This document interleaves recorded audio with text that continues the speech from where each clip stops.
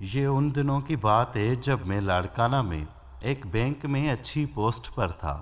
عید کی چھٹیاں ہونے ہی والی تھیں تو میں نے سوچا اپنے شہر جانے سے پہلے عید کی خریداری یہیں سے کر لوں۔ میں مارکیٹ کی طرف روانہ ہوا اور اپنی پسند کی شرٹ وغیرہ خریدنے کے لیے ادھر ادھر گھومتا رہا۔ اس وقت میں نے ایک بڑی عمر کے شخص کو دیکھا جو میرے آس پاس چل رہا تھا اور مجھے بار بار دیکھ رہا تھا۔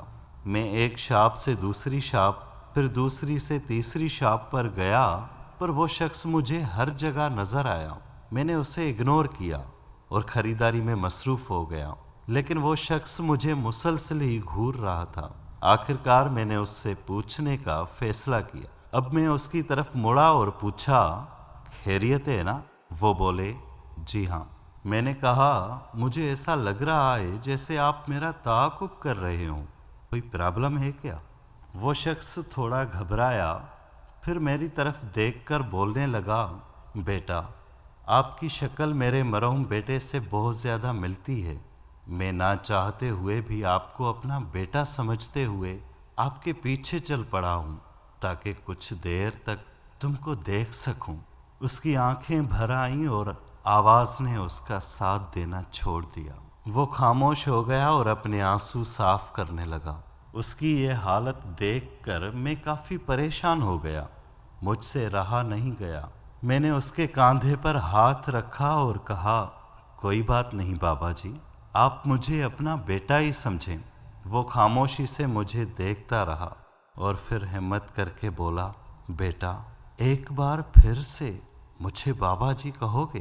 میں نے اونچی آواز میں بولا، بابا جی۔ وہ دکھ بھرے انداز میں مجھے غیر یقینی حالت میں دیکھ رہا تھا۔ اس کے لبوں پر ہلکی سی مسکراہٹ آ گئی تھی۔ میں نے پھر سے بلند آواز میں بولا، جی بابا، کوئی اور حکم؟ بابا نے میرے سر پر پیار سے ہاتھ پھیرا اور میرے ہاتھ پکڑ کر چومے اور اپنی آنکھوں سے لگائے اور مجھے بہت سی دعائیں دیں۔ میں نے اس کو اپنے گلے سے لگایا۔ اس کے بعد وہ اپنے آنسو صاف کرتا ہوا چلا گیا۔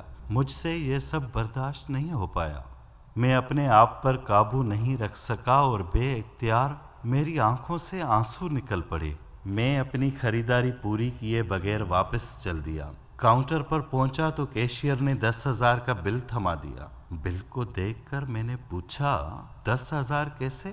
کیشیئر بولا، 800 آپ کی شرٹ کا بل ہے اور باقی 9,200 روپے آپ کے والد صاحب کا بل ہے، جنہیں آپ ابھی بابا جی کہہ رہے تھے۔ میرے پیروں کے نیچے سے زمین نکل گئی۔ میں اتنا حیران ہو گیا کہ اپنے آپ کو زمین اور آسمان کے بیچ میں خلا میں کھڑا محسوس کر رہا تھا۔